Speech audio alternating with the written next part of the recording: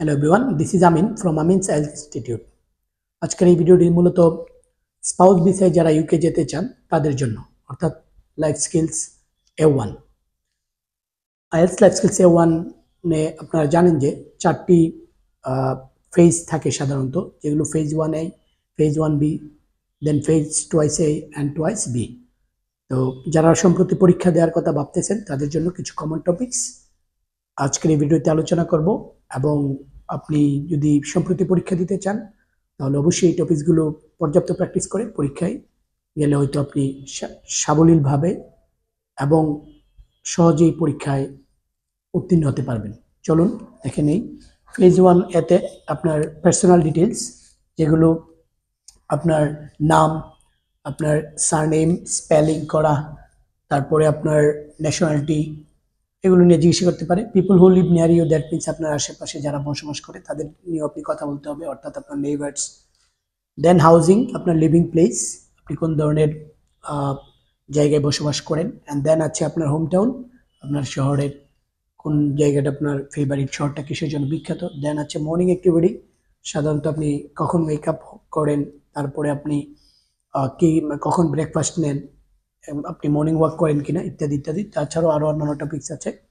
এরপরে আছে হলো আপনার ফেজ 1B, যেখানে একজন ক্যান্ডিডেট আর অপরজনকে কোয়েশ্চেন করতে হয়। এটা খুবই চ্যালেঞ্জিং একটা ফেজ, কারণ এখানে কোয়েশ্চেন মেকিংটা প্রপার হতে হবে।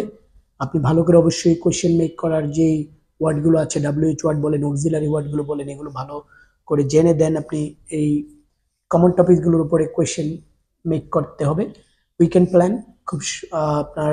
দেন আছে হলিডে, অ্যান্ড দেন আছে ইভিনিং অ্যাক্টিভিটি, সাধারণত ইভিনিং আমরা কী করে থাকি। দেন আছে ভিজিটিং স্পটস, বিভিন্ন টুরিস্ট অ্যাট্রাকশন হতে পারে, বিভিন্ন স্পট হতে পারে। Then special day, it can be like আপনার বার্থডে, ওয়েডিং সেরিমনি আর ম্যারেজ সেরিমনি।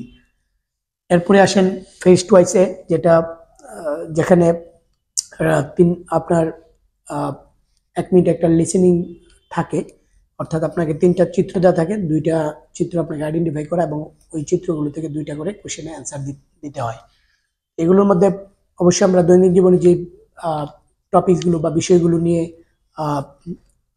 বিষয়গুলোর সাথে আমরা চলাফেরা করি, সেগুলোর উপরেই সাধারণত টপিকসগুলো থাকে। যেমন ফুড আইটেম হতে পারে লাইক ধরেন cake, like noodles, and like burger, something like that.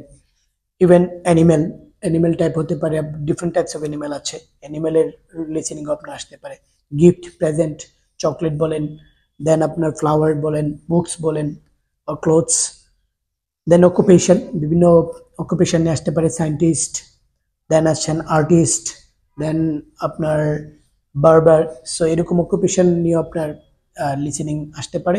Exercise, আপনি জিমে অথবা আপনি ইয়োগা, বিভিন্ন ধরনের এক্সারসাইজ করেন কিনা, এই ধরনের লিসেনিংগুলো ইদানিং বেশি আসতেছে। তাছাড়াও আরও অন্যান্য টপিকস আপনার আসতেছে। দেন আপনি ফেজ 2B, যেখানে আপনাকে অ্যারাউন্ড 3 মিনিটসের একটা কনভারসেশন আপনার পার্টনারের সাথে ক্যারি করতে হয়। তো রিসেন্ট যেই টপিকসগুলো বেশি আসতেছে সেগুলো go to park and activity, পার্কে গিয়ে আপনি কী কী অ্যাক্টিভিটি করেন।